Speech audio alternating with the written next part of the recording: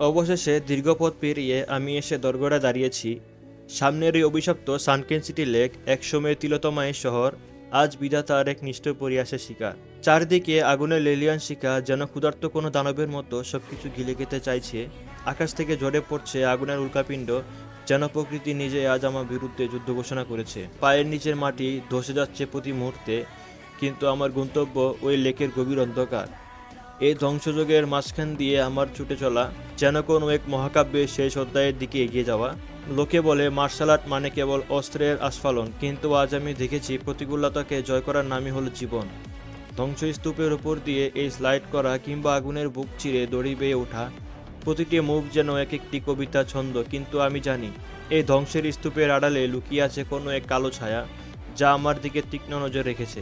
অবশেষে সেই মুহূর্তটি উপস্থিত। ধোঁয়ার আস্তরণ ভেদ করে দেখা মিলল সেই বিভীষিকার।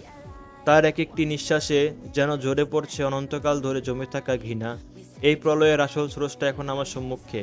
তাকে দেখে আজ নিজের শির দ্বারা একটা হিমশীতল স্রোত বয়ে যাচ্ছে। লড়াই করার শক্তি কি এই তলোয়ারের আছে, নাকি আজই শেষ হবে দীর্ঘ যাত্রা? এই মহাযুদ্ধের প্রলয় দেখতে হলে অপেক্ষা করুন পরবর্তী ভিডিওর জন্য।